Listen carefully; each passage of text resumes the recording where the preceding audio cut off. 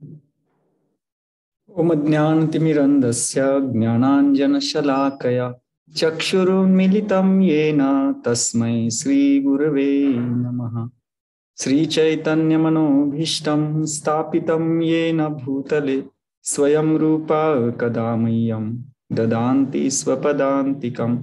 वन्देऽहं श्रीगुरो श्रीयुतापदकमलं श्रीगुरुन् वैष्णवांश श्रीरूपं साग्रजातं सहगना रघुनाथान्वितं तं सजीवं साद्वैतं सावधूतं परिजनसहितं कृष्णचैतन्यदेवं श्रीराधा कृष्णपदां सहगना ललिता श्रीविशाखान्वितं च। नमः ओं विष्णुपदाय कृष्णपृष्ठाय भूतले श्रीमते भक्तिवेदांत स्वामिनिति नामिने। नमस्ते सरस्वती देवे गौरवाणी प्रचारिणे निर्विशेष शून्य पाश्चात्य देश तारिणे। नमः ओं विष्णुपदाय कृष्णपृष्ठाय भूतले श्रीमते भक्ति सिद्धांत सरस्वती नामिने। श्रीवार्षभानवी देवी दयिताय कृपाब्धये कृष्ण संबंध विज्ञान दयिने प्रभवे नमः। माधुर्य उज्ज्वल प्रेमाढ्य श्रीरूपानुग भक्तिद श्री गौर करुणा शक्ति विग्रहाय नमस्तुते। नमस्ते गौरवाणी श्रीमूर्तये दीनतारिणे रूपानुग विरुद्ध अपसिद्धांत ध्वंत हारिणे। नमो गौर किशोराय साक्षात् वैराग्यमूर्तये विप्रलम्बरसाम्भोजे पदाम्बुजाय ते नमः। नमो भक्ति विनोदाय सच्चिदानंद नामिने गौरशक्ति स्वरूपाय रूपानुगवराय ते। गौर आविर्भाव भूमिष्ठं निर्देष्ट सज्जन प्रिय वैष्णव सार्वभौम श्री जगन्नाथाय ते नमः। वाञ्छाकल्पतरुभ्यश्च कृपा सिन्धुभ्येव च पतितानां पावनेभ्यो वैष्णवेभ्यो नमो नमः। नमो महावदन्याय कृष्ण प्रेम प्रदायते कृष्णाय कृष्ण चैतन्य नामिने गौरतिशे नमः। पंचतत्वात्मकं कृष्णं भक्तरूप स्वरूपकं भक्तावतारं भक्ताख्यं नमामि भक्तशक्तिकं। हे कृष्ण करुणा सिंधु दीनबंधु जगतपते गोपेश गोपिका कांत राधा कांत नमस्तुते। जयतां सुरतोपंगो मम मंदमतिर्गति मत्सर्वस्व पदाम्भुजो राधा मदन मोहन। दिव्यात्विंदारण्य कल्पद्रुमाद श्रीमद् रत्नागार सिंहासनस्थो श्रीमद् राधा श्रीलगोविंद देवो प्रेष्ठालिभि सेव्यमानो स्मरामि। श्रीमान राज सरसारंभी वंशीवट तटस्थित कर्शन वेणु सुनेर्गोपी गोपीनाथाय श्रेयस्तु नः। तप्त कांचन गौरांगी राधे वृंदावनेश्वरी वृषभानुसुते देवी प्रणमामि हरिप्रिय। जय श्री कृष्ण चैतन्य प्रभु नित्यानंद श्री अद्वैत गदाधर शिवासदि गौर भक्तवृंद। हरे कृष्ण कृष्ण कृष्ण हरे हरे हरे राम राम राम हरे हरे। हरे कृष्णा। तर उपस्थित सर्व भक्तांचं आजच्या उपदेशामृत सत्रामध्ये स्वागत आहे। तर आपण श्री रूप गोस्वामींनी जो लिहिलेला ग्रंथ आहे उपदेशामृत याच्यावर वेगवेगळे जे आचार्य विशेष करून श्री भक्तिविनोद ठाकूर यांनी लिहिलेला भक्त्यालोक आणि आज आपण अजून दोन भक्तिसिद्धांत सरस्वती ठाकूर आणि श्री भक्तिरक्षक श्रीधर महाराज हे भक्तिसिद्धांत सरस्वती ठाकूरांचे एक शिष्य।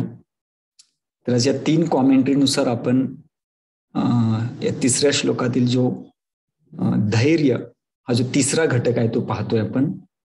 आतापर्यंत आपण दोन घटकांची चर्चा केली, जे गुण आहेत ज्याने भक्तीमध्ये आपली प्रगती होऊ शकते। त्याच्यामध्ये पहिला आहे उत्साह, दुसरा आहे निश्चय, तिसरा आहे धैर्य। उत्साहात, निश्चयात, धैर्यात, तत्तत् कर्म प्रवर्तनात, संग त्यागात, सतोवृत्ती, षड्बीर भक्ती प्रसिद्धती। तर हे सहा जे गुण आहेत ज्याला एक साधक ज्यावेळेला अंगीकृत करतो, त्याचा विकास करतो, त्याला त्याची भक्ती वाढते. म्हणून 6 क्वालिटीज दॅट एनहान्स भक्ती असं म्हटलं जातं. तर आज आपण या 3 आचार्यांच्या द्वारे धैर्य हा आपल्या जीवनामध्ये कसा आपण त्याचा विकास केला पाहिजे, किंवा धैर्य म्हणजे काय, ज्याची आपल्याला किती गरज आहे, या विषयावर आपण चर्चा करूया. तर प्रथम भक्तिविनोद ठाकूरांनी 2 अर्थ दिलेले आहेत धैर्याचे. पहिला अर्थ आहे, ते म्हणतायत की not slackening one's execution of the limbs of bhakti even when there is a delay in obtaining the desired goal is called dhairya, patience. तरी ते म्हणतायत की ज्या वेळेला भक्तीमध्ये आपण लागतो आणि भक्तीमध्ये सुरुवात केल्यानंतर जसं म्हणतात ना 9चे 9 दिवस, तसं सुरुवातीला आपल्याला एक भक्तीमध्ये एक वेगळ्या प्रकारचा आनंद असतो. आणि या जगामध्ये कोणती गोष्ट नवीन असते त्यावेळेला ती करण्यासाठी आपल्याला खूप उत्साह असतो. आपल्याला उत्साह असतो आणि त्या उत्साहभरामध्ये आपण करतो, कारण कोणतीही नवीन गोष्ट करण्यासाठी आपल्याला आवडते ती, आणि याला भौतिकता म्हणतात. ही सेम भौतिकता घेऊन आपण ज्यावेळेला भक्तीमध्ये येतो त्यावेळेला आपल्याला सुद्धा हे नवीन हरे कृष्ण महामंत्राचा जप करणं, वैष्णवांशी आदान प्रदान करणं, प्रवचनाला उपस्थित राहणं, अगदी प्रवचनाला आपण पुढे जाऊन उपस्थित राहतो, वेळेच्या अगोदर जाऊन हे करतो. तर का? कारण आपल्या जीवनामध्ये नवीन आहे ते.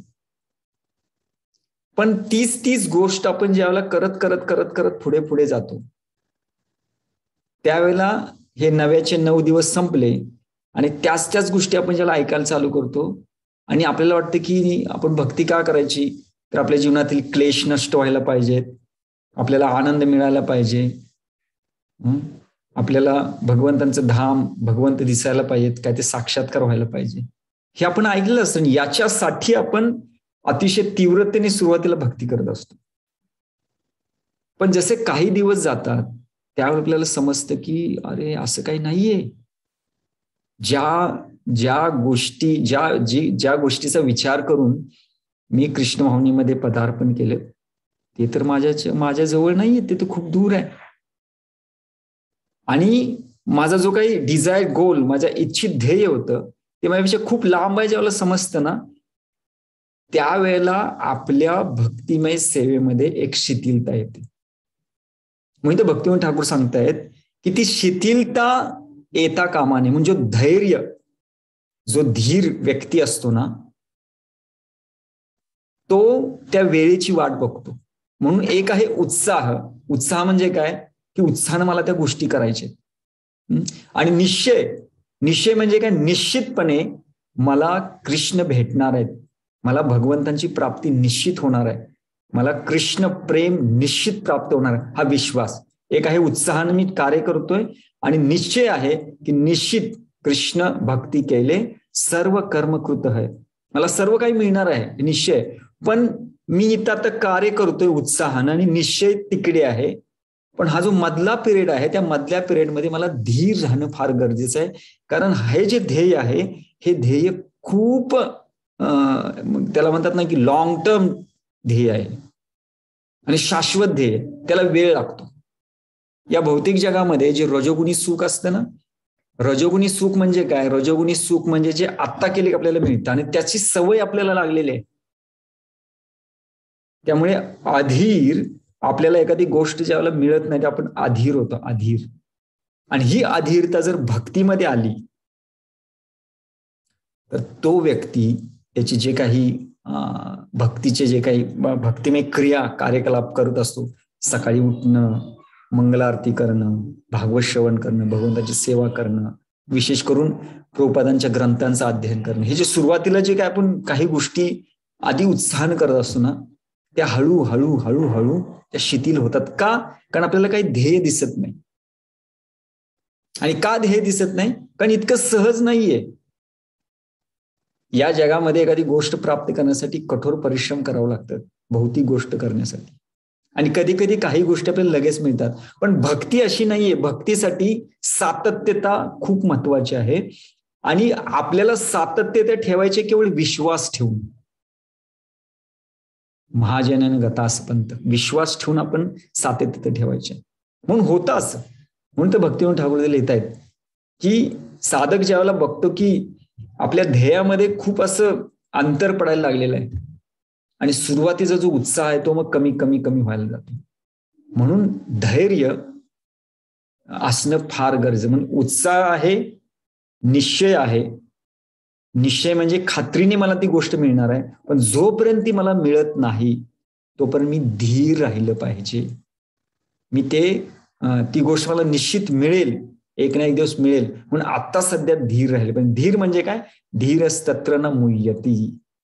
जो आपल्या व्रतामध्ये, आपल्या साधनेमध्ये, आपल्या सेवेमध्ये जो अजिबात विचलित होत नाही त्याला धीर म्हटलेलं. भगवद्गीतेमध्ये ना धीरस्तत्र न मुह्यती. जो धीर व्यक्ती आहे तो कधीच विचलित होत नाही. मी ते एक उदाहरण द्या. टनेल म्हणजे असा बोगदा असतो.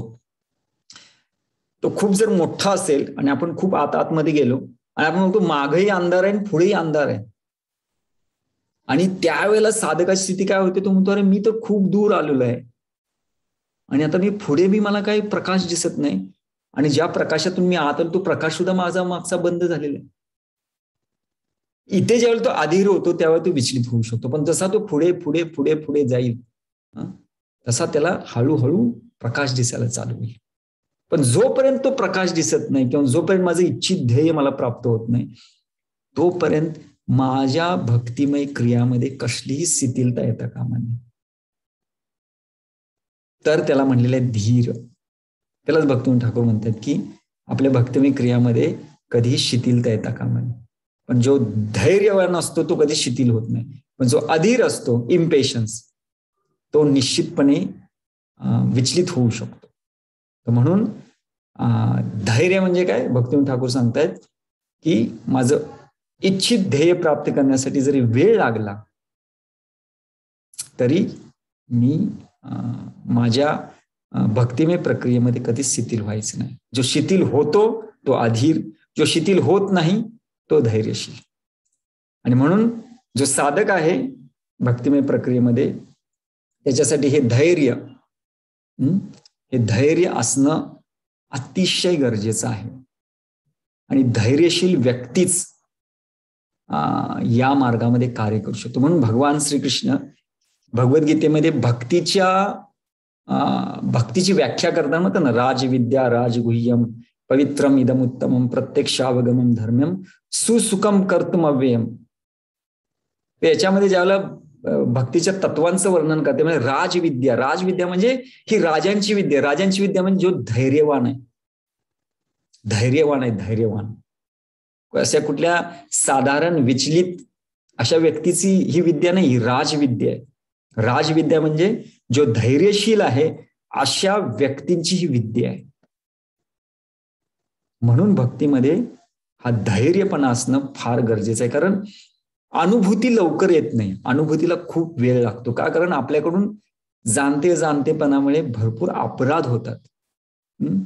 भक्तिमय सेवा आपल्याला त्वरित रिझल्ट देऊ शकते. एकदा प्रभुपादांना प्रश्न विचारला की प्रभुपाद भक्तीमध्ये प्रगती करण्यासाठी किती वेळ लागेल? प्रभुपाद म्हणले विदिन नेक्स्ट मोमेंट, पुढच्या क्षणाला मी कृष्ण भावनामयी होऊ शकतो. पण ज्या वेळेला मी अपराध रहित होऊन करतो त्यावेळेला. पण आपण अपराधयुक्त स्तरावर असल्यामुळे आपल्याला अनुभूती येण्यासाठी वेळ लागतो. जोपर्यंत ती अनुभूती येत नाही तोपर्यंत सातत्यता ठेवणं हे आपलं महत्वाचं कार्य आहे. आणि जो सातत्य ठेवतो त्याला धैर्यशील म्हटलेलं आहे. आणि म्हणून भक्तीमध्ये धैर्य हा भाग महत्वाचा आहे. हा पहिला अर्थ इथे भक्तिविनोद ठाकूर देत आहेत. पुढे म्हणतात की those who possess the quality of धैर्य आर कॉल्ड धीर सोबर. जो हे धैर्य हा गुणाचा विकास करतो त्याला धीर म्हटलेलं आहे. आणि याचा जर अभाव असेल तर व्यक्ती कसा होतो? Main become restless. तर व्यक्ती हा चंचल बनतो, विचलित बनतो. आपण पतित असो, पापी असो, आपल्यामध्ये अनर्थ भरपूर असतील, एक वेळ चालतील, त्याने आपल्या भक्तीमध्ये असं खूप काही असं नुकसान होणार नाही. आपण भक्ती जोमाने करू शकतो. पण जर आपल्यामध्ये रेस्टलेस म्हणजे विचलितपणा फ्रस्ट्रेशन हे जर आलं, निरुत्साह जर आला, तर तो व्यक्ती भक्तीमध्ये प्रगती नाही करू शकत. म्हणून परमपूज्य राधानाथ स्वामी महाराज त्यांनी ज्यावेळेला एक ग्रंथ लिहिला अंतरीचा दिवा, त्याच्यामध्ये ते एक ज्याला भक्तीमध्ये प्रगती करायचंय त्याच्यामध्ये त्यांनी एक गुण लिहिलं, ते म्हणजे संकटाने भयभीत न होता नेहमी उत्साही राहणं. ज्या वेळेला तो नेहमी उत्साही राहतो, म्हणजेच काय, चंचल नाही तो, विचलित नाही तो. ज्यावेळेला साधक विचलित होतो ना, विचलित जीवात्मा त्याचा निश्चित म्हणजे तो त्याचे इच्छित ध्येय प्राप्त नाही करू शकत. आणि म्हणून विचलित व्हायचं नसेल, न मुह्यती, जर विचलित व्हायचं नसेल तर आपल्याला धैर्य असणं फार गरजेचं आहे. म्हणून धैर्य नसेल तर तो व्यक्ती चंचल बनतो. आणि असा चंचल व्यक्ती, असा अधीर व्यक्ती कॅनॉट डू एनी वर्क, तो कुठलंही कार्य करू शकणार. म्हणून पहा, या जगामधलं सुद्धा एखादी छोटीशी गोष्ट असेल, त्याला ध्येय प्राप्त करायचं असेल, पण तो जर विचलित असेल तर हे ध्येय तो नाही प्राप्त करू शकतो. म्हणून आपल्याला धीर असणं फार गरजेचं आहे. जे काही आपण करतोय त्याच्यामध्ये सातत्य ठेवणं फार गरजेचं आहे.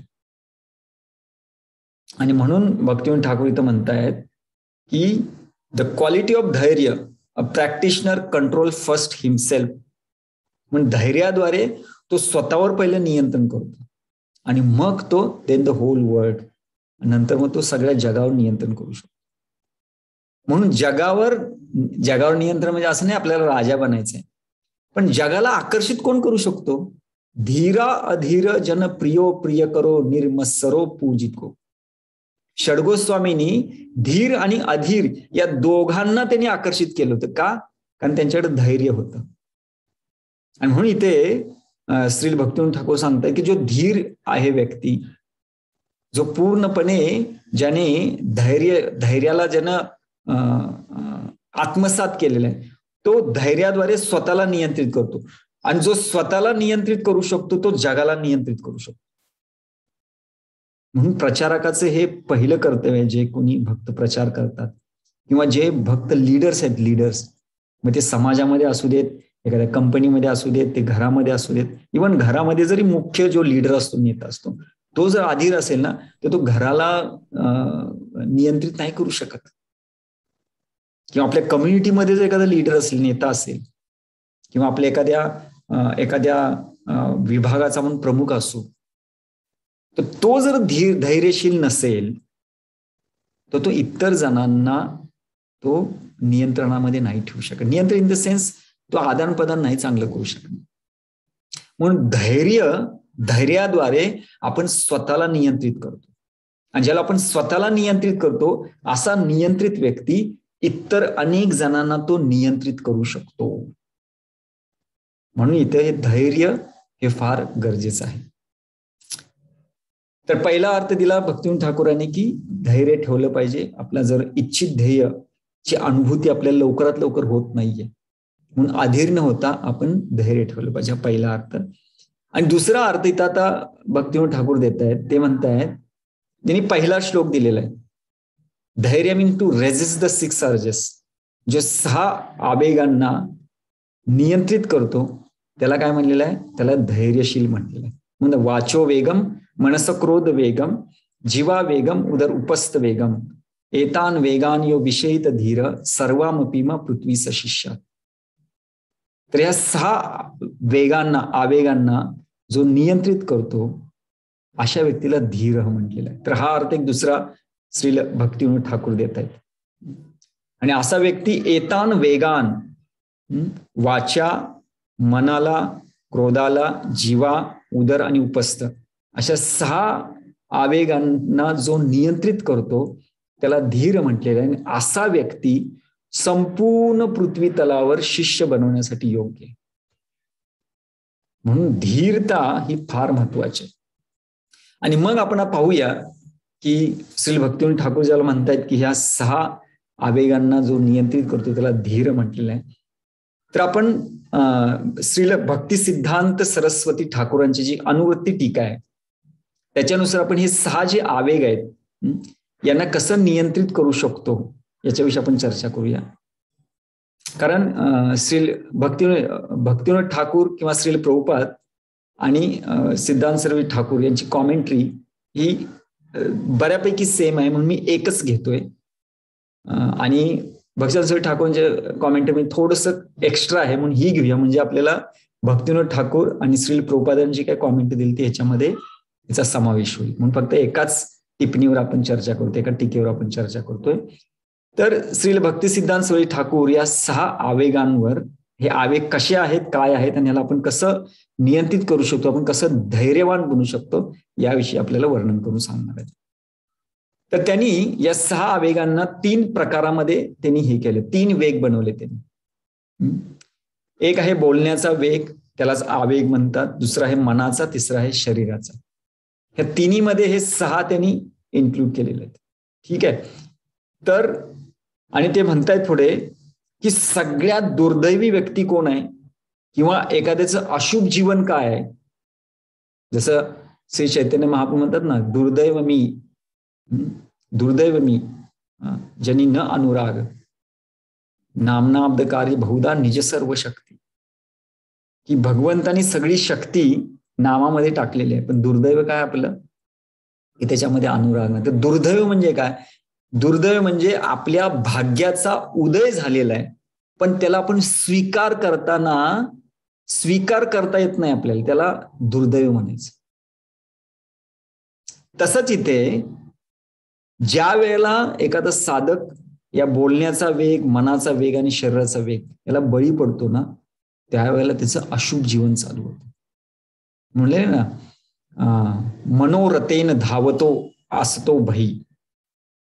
ज्यावेळेला मनाच्या रथावर बसून एखादा व्यक्ती कार्य करतो ना, त्यावेळेला तो या जगामध्ये त्याचं काय होतं, जगामध्ये त्याला भ्रमण करावं लागतं. आणि म्हणून सगळ्यात मोठी अशुभता काय आज आपण पाहतो, सगळ्यात मोठी अशुभता ही आहे की आपण आपल्यावर नियंत्रण ठेवत नाही.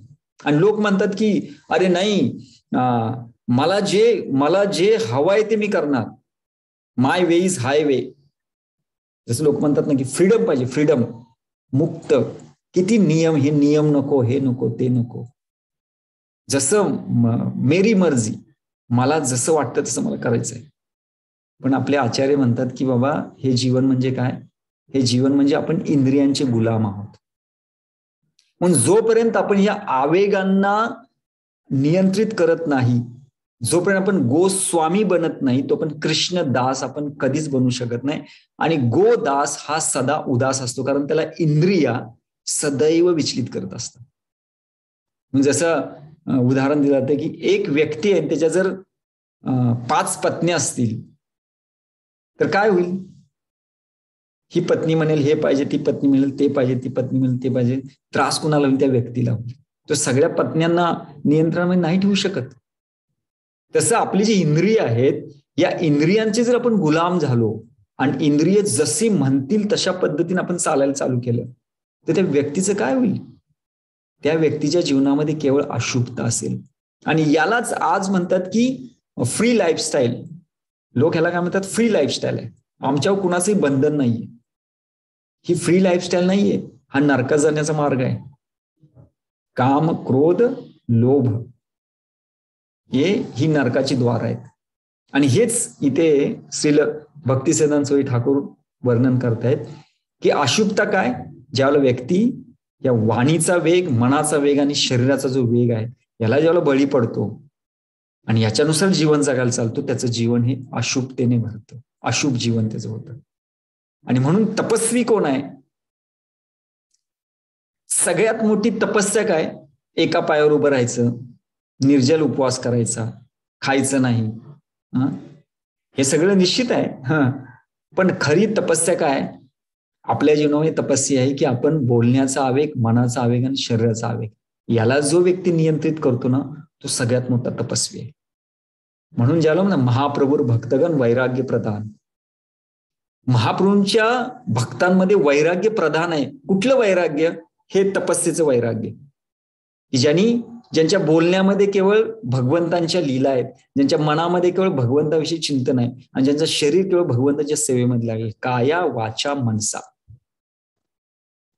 3 गोष्टी म्हणलेल्या आहे की या यश्य हरेदासे कर्मना मनसा गिरा निखिलास्व अपि अवस्थासु जीवनमुक्त उच्यते. श्रील रूप गोस्वामी भक्तिरसाम सिंधूमध्ये एका मुक्त व्यक्तीचं वर्णन करतायत. कोण मुक्त? या यश हरेदासे, हरीच्या भजनामध्ये किंवा हरी सेवेमध्ये ज्याने कर्मना मनसा गिरा, म्हणजे थोडक्यात काय, आपली वाणी, आपलं मन आणि आपलं शरीर ज्याने पूर्णपणे भगवंतांच्या सेवेमध्ये लावलेलं आहे, जीवन मुक्त उच्चते, तो या जगामध्ये असून मुक्त व्यक्ती आहे. तो खरा तपस्वी, तो खरा वैरागी आहे, तो खरा भक्त आहे. आणि म्हणून इथे श्री भक्तिसिद्धांत सरस्वती ठाकूर म्हणतायत की तपस्वी कोण आहे? ज्याने या आवेगांना नियंत्रित करण्याचा जो सराव करतोय. खरी तपस्या ही आहे की इंद्रियांना बळी न पडणं. म्हणून जोपर्यंत आपण गोदास आहोत, जोपर्यंत ह्या इंद्रियांची आपण सेवा करतोय, तोपर्यंत आपण कृष्णदास कधीच बनू शकत नाही. आपल्याला जर कृष्णदास बनायचं असेल तर आपल्याला गोस्वामी बनावं लागतं. म्हणून जो गोस्वामी आहे तोच कृष्णदास असू शकतो. गोदास कधीही कृष्णदास असू शकत नाही, कारण आपण एकाच वेळी 2 मालकांची सेवा करू शकत नाही. आपल्याला जर भगवंतांना आपला स्वामी म्हणून स्वीकार करायचा असेल तर आपल्या इंद्रियांना आपल्याला दास बनवावं लागेल. आपण जर इंद्रियांना स्वामी म्हणून स्वीकारलं तर आपण भगवंतांना स्वामी म्हणून स्वीकार करू शकत नाही, कारण वेळ नाही आपल्याकडनं. भगवंताचा विचार करायला वेळ नाही आपल्याला. आपण केवळ आपल्या इंद्रियांचाच विचार करू. आणि म्हणून इथे श्री भक्तिसिद्धांत सरस्वती ठाकूर म्हणतायत की अशा तपस्येद्वारे व्यक्ती भगवंतांची जी बहिरंग शक्ती आहे, या बहिरंग शक्तीवर तो मात करू शकतो. म्हणून भगवंतांची बहिरंग शक्ती, ज्याला माया म्हणलेला आहे, ज्या मायेच्या ज्यावेळेला प्रभावाखाली ज्यावेळेला व्यक्ती येतो ना, त्यावेळेला तो पूर्णपणे विचलित असतो. म्हणून कृष्ण भूलिया जीव भोगवांच्या करे निकटस्थ माया तारे झपटिया तारे. तर म्हणून आपण या आवेगांना नियंत्रित करण्याचा सराव केला पाहिजे. जो सराव करतोय त्यालाच धीर म्हटलेलं आहे. ज्याने सराव केलेला तोच धीर व्यक्ती म्हटलेला. तर हे इथं वर्णन केलेलं आहे. आता पहिलं म्हणजे त्यांनी लिहिलं वाचो, म्हणजे बोलण्याचा जो वेग आहे, वाचो वेग, त्याला म्हणजे समस्या. समस्या काय आता वाचो वेगामध्ये? तर वाणी, श्री प्रभुपाद म्हणतात की प्रत्येक व्यक्तीला बोलण्याची एक प्रकारची ही असते. ते म्हणते मला बोलायचं, मला बोलायचं, मला बोलायचं. तर 4 प्रकारच्या व्यर्थ गप्पा आहेत. याच्यामध्ये पहिली आहे ज्याला म्हणलेलं निर्विशेष मायावादी दार्शनिकांची चर्चा. तर हे भक्तिसिद्धांत सरस्वती ठाकूर देत आहेत की निर्विशेष मायावादी दार्शनिकांची चर्चा. मायावाद म्हणजे काय? सोप्या भाषेमध्ये मायावाद म्हणजे काय? तर सगळं काही एक आहे. आपण ज्या वेळेला चांगलं वाईट, दिव्य भौतिक याच्यामध्ये आपल्याला भेदच समजत नाही. हे जे आहे ना, सगळं एकच आहे, सगळं चांगलं आहे. एखाद्या व्यक्तीला सगळं चांगलं दिसतं. सगळं चांगलं कसं असू शकतं? काय ते उच्च नीच काय ते प्रकार असायला पाहिजे ना. आणि सगळं काही एकच आहे. मायावाद म्हणजे काय? मायावाद म्हणजे सगळं काही एकच आहे असं नाही असू शकत. प्रत्येक गोष्टीला एक विशेष महत्व असतं, त्याच्यामध्ये तो भेद करावा लागतो. म्हणून ज्यावेळेला मध्यम स्तरावर जातो ना आपण, कनिष्ठ स्तराव व्यक्तीला एवढं काही समजत, पण मध्यम स्तराव गेल्यानंतर त्या व्यक्तीला थोडंफार समजते की त्याच्यासाठी काय योग्य आहे, अयोग्य आहे. म्हणून आपण सगळ्यांनाच एका स्तरावर नाही ठेवू शकत. प्रत्येकाला त्याच्या त्याच्या योग्यतेनुसार सन्मान केला पाहिजे. आणि म्हणून म्हणलेलं आहे सकले सन्मान करीते शकती देहनात यथायत. यथायत म्हणजे जसे ते आहेत तशा पद्धतीने त्यांना सन्मान करायला शिकलं पाहिजे. सगळ्यांना एकाच ह्याच्यामध्ये नाही ठेवू शकत. कित्येक म्हणतात नाही सगळं काही एकच आहे, सगळं काही सारखंच आहे, आपल्याला सगळ्यांना सन्मान करायला पाहिजे, पण एकाच लेवलवर होऊ शकत नाही.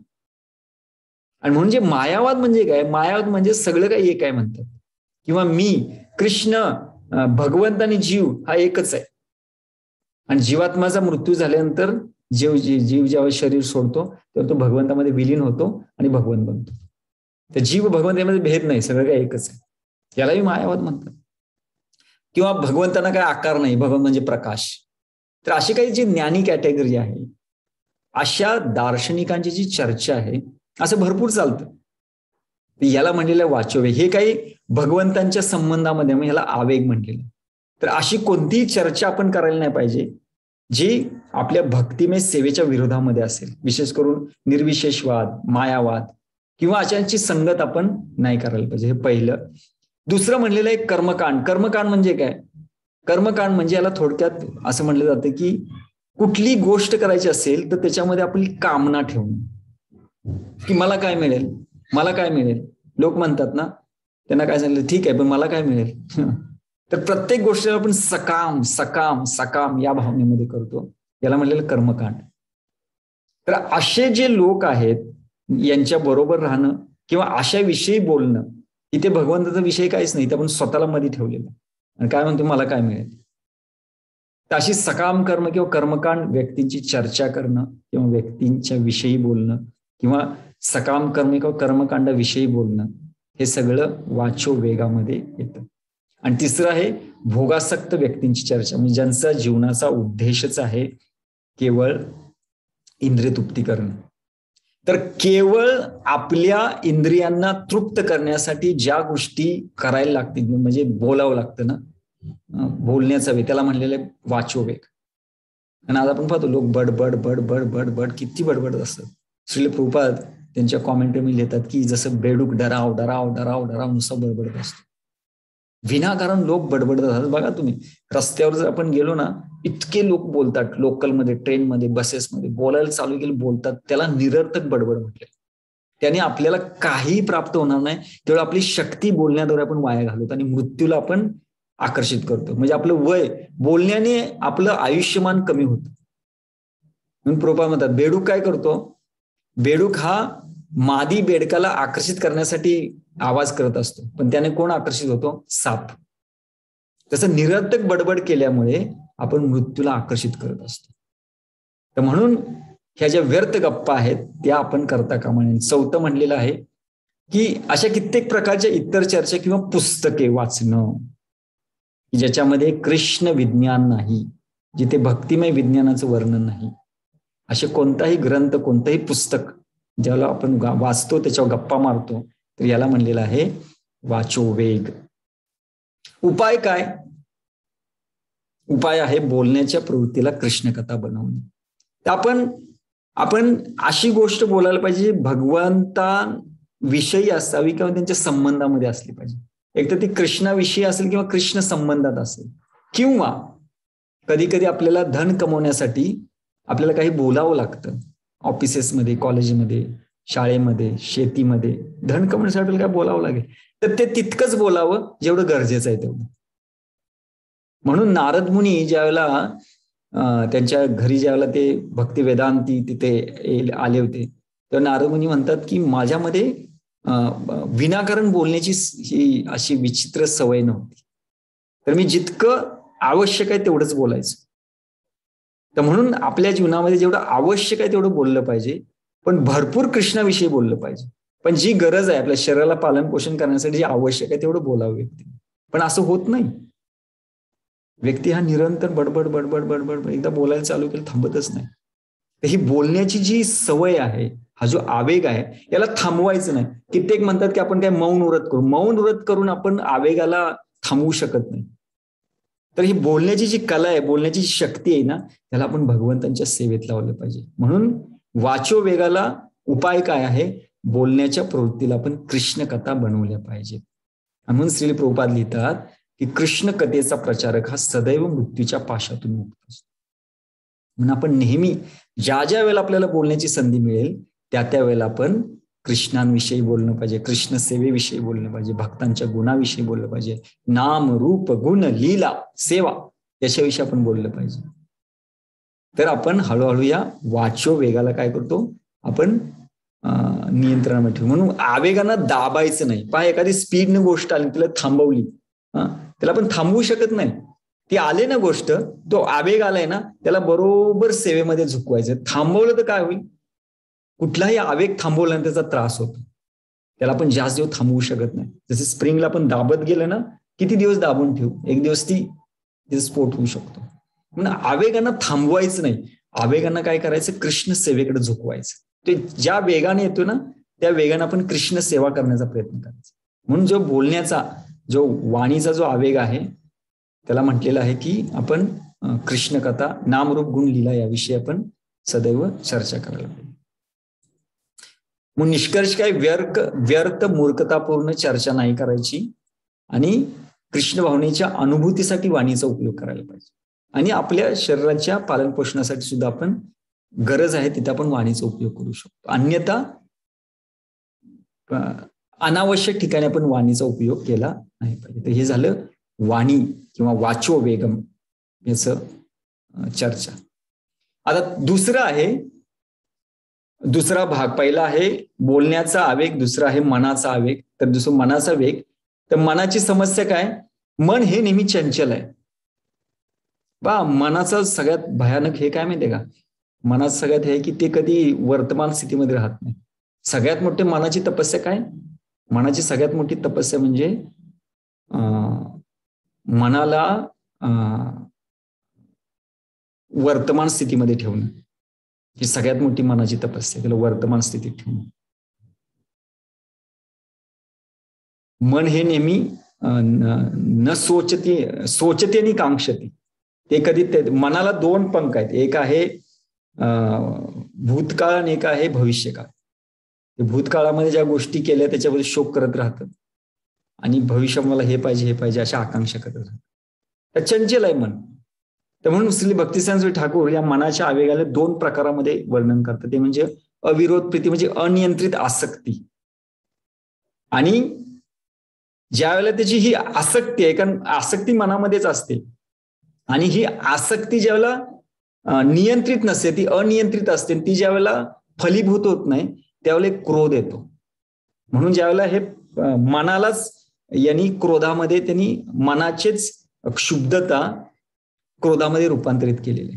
म्हणून यांनी 3च गोष्टी केलेल्या आहेत, बोलण्याचा आवेग, मनाचा आवेग आणि शरीराचा. शरीरामध्ये जीवा, उदर आणि उपस्थ.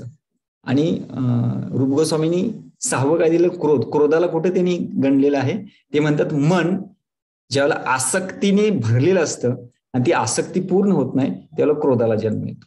आणि म्हणून असे 2 प्रकार आहेत, अविरोध प्रीती म्हणजे अनियंत्रित आसक्ती, आणि ही आसक्ती 3 लोकांची आहे. जसं आपण पाहिलं की बोलणंही मायावादी असतं,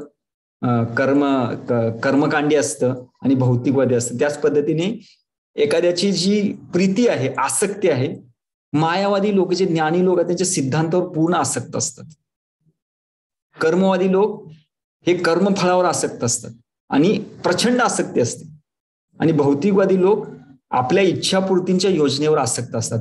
आणि ज्या वेळेला या योजना निष्फळ ठरतात त्यावेळेला या निराशामुळे त्यांना क्रोध जन्मतो. म्हणून याला विरोधयुक्त क्रोध म्हणतात.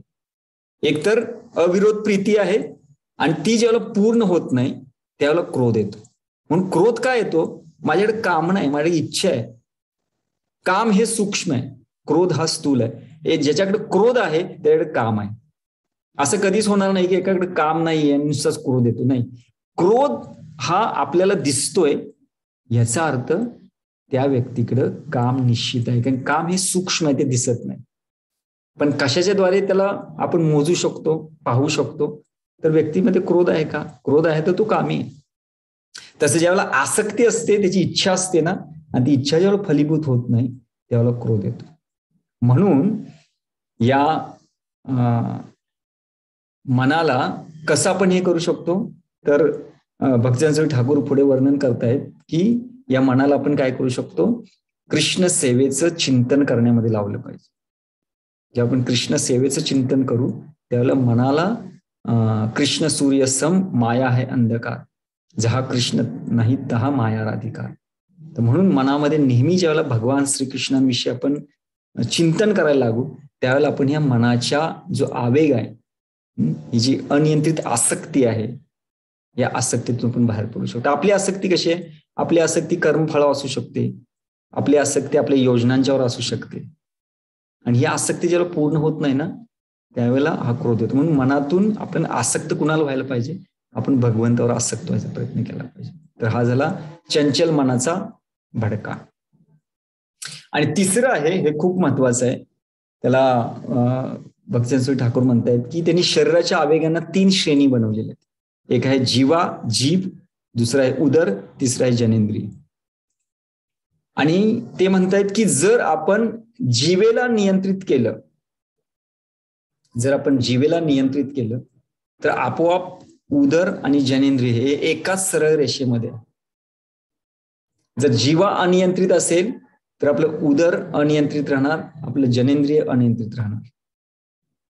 आणि म्हणून जो व्यक्ती जीवेला नियंत्रित करतो तो व्यक्ती संपूर्ण मनुष्य जीवनाला तो नियंत्रित करू शकतो. हे खूप महत्वाचं आहे. पण नियंत्रण सूत्र काय? नियंत्रण सूत्र आहे की आपण जीवा नियंत्रित केली पाहिजे.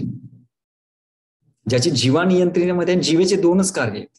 एक आहे की जीवेद्वारे आपण रस आस्वादन करतो आणि जीवेद्वारे आपण हे नाम घेऊ शकतो. तर मेन काय? रसास्वादन. मग अशा जीवेला कुठला रस दिला पाहिजे?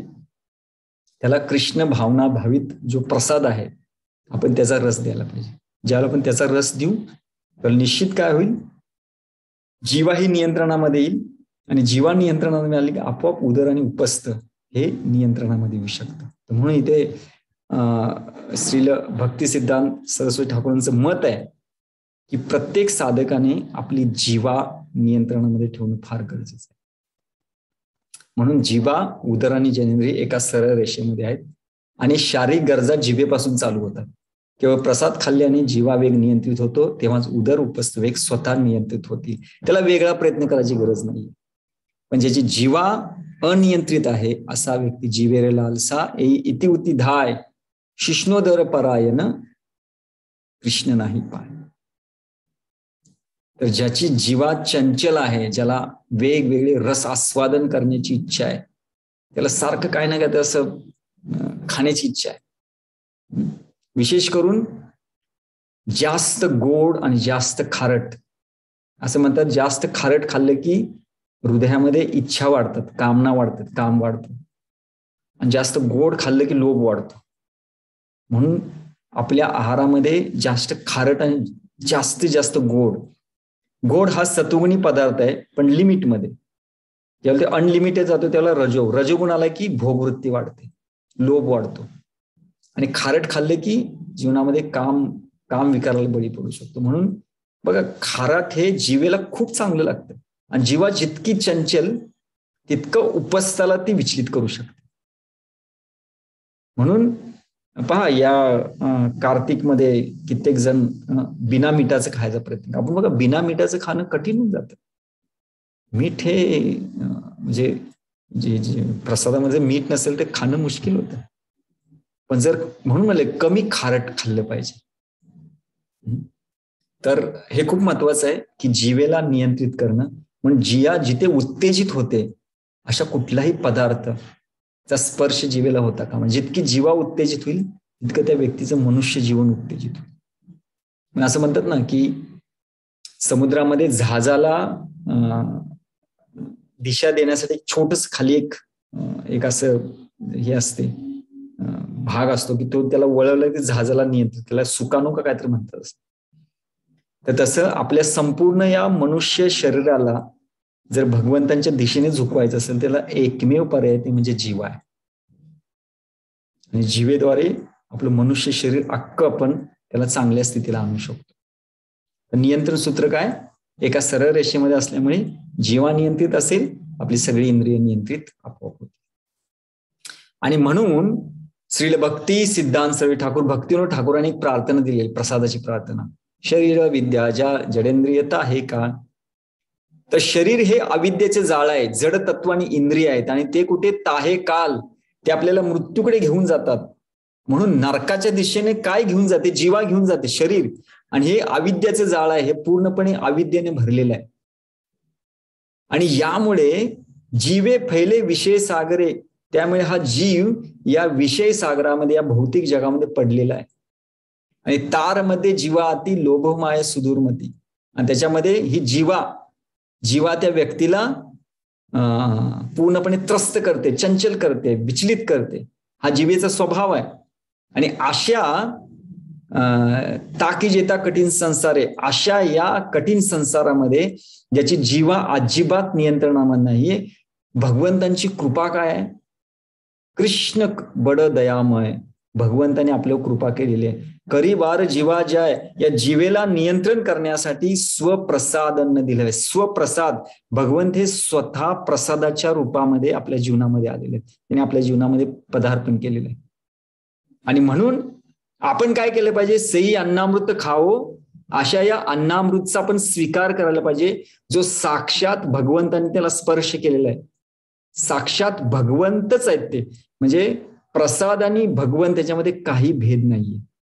साक्षात कृष्ण हे प्रसादाच्या रूपामध्ये आपल्या समोर आलेले आहेत.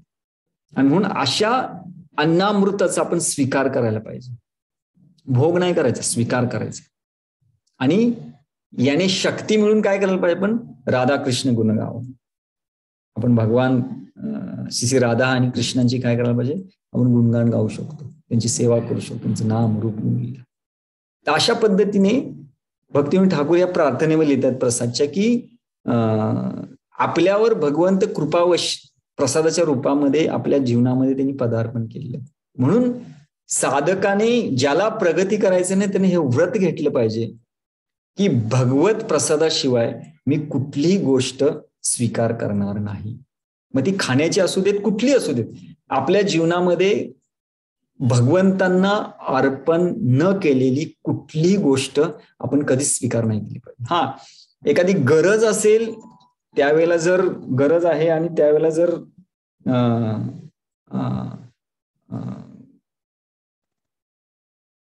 इमर्जन्सी असेल तर एक वेळ ठीक आहे, पण दररोज इमर्जन्सी आहे ते नाही चालणार. म्हणून शक्यतो करून आपण हे करायला पाहिजे की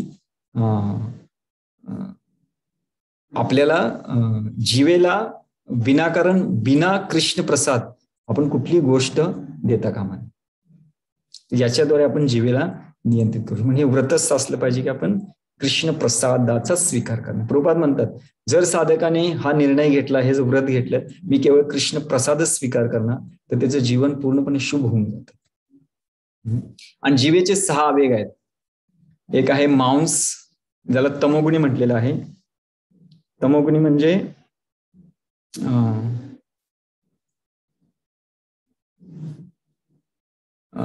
मांस, मासे, खेकडे, अंडी, वीर्य, रक्तयुक्त मृत शरीर, असे कित्येक लोक आहेत हे अशा पद्धतीचं खाणं खातात. याला म्हणलेलं तमोगुणी. हा आवेग आहे, हा जीवाचा रस आहे. 6 प्रकारचे रस आहेत, त्यातला हा तमोगुणी रस. आणि जीवा म्हणले की रस, त्याच्यामध्ये मांस, मासे, खेकडे, अंडी आणि असे लोक आहेत जे मृत शरीराला बी खातात. असे बी काही लोक आहेत, त्यांना तमोगुणी म्हणलेलं आहे. तमोगुणी रस आहे. दुसरा आहे रजोगुणी. रजोगुणी म्हणजे एकदम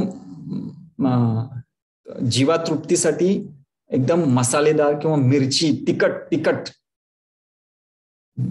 लाल म्हणतात ना, एखाद्या व्यक्तीला असं दिसताना भाजी अशी लाल दिसली म्हणा, वा आता काहीतरी मजा आहे. म्हणजे तो रजोगुणी साधक आहे. चिंचयुक्त मसालेदार पदार्थ, असं एकदम पिवळं दिसले म्हणतोय काय मजा नाही खाण्यामध्ये. तर हा रजोगुणी रस आहे. तिसरं म्हणलेलं सत्वगुणी, फळे, भाज्या, पालक, दूध पदार्थ जिभेच्या तृप्तीसाठी खाणं. तर सत्वगुणी हा बी एक रस आहे. एखाद्या व्यक्तीला हे जिभेला आवडतं म्हणून तो खातोय. एक लक्षात ठेवायचं, फार सुंदर श्री परमपूज्य राधा गोविंद महाराज एका प्रवचनामध्ये सांगत होते की जसं आपण आजारी पडल्यानंतर औषध कसं घेतो, ते का आनंदाने घेतो का नाही घेत, तसं आहार सुद्धा आपण एक औषध म्हणून घेतलं पाहिजे. मला गरज आहे त्याची म्हणून मी घेतोय. मला आवडतं म्हणून नाही. जोपर्यंत मला आवडतं म्हणून घेतोय, तोपर्यंत आपण इंद्रिय तृप्तीच करतोय. भले तो प्रसाद जरी घेत असो तरी. जोपर्यंत मला आवडतं, मला काय आवडतं, मला पिझ्झा आवडतो, मग भगवंतांना अर्पण करा. मला गुलाबजामुन आवडतो, मग भगवंतांना अर्पण करा. इथे तुम्हाला आवडतो नाही, भगवंतांना काय आवडतं हे बघितलं पाहिजे. आणि भगवंतांना जे आवडतं ते आपण स्वीकार करायला पाहिजे. भगवंतांना अर्पण केलेली गोष्ट स्वीकार केली. मी तर म्हटलेलं सत्वगुणी. एखाद्याला फळे, भाज्या, पालक, दूध तो का खातोय? त्याला आवडतं म्हणून. हा बी एक प्रकारचा रस आहे, हा प्रकारचा एक आवेगच आहे. तर म्हणून आपण प्रत्येक गोष्टी भगवंतांना अर्पण करूनच त्याचा स्वीकार आपण करायला.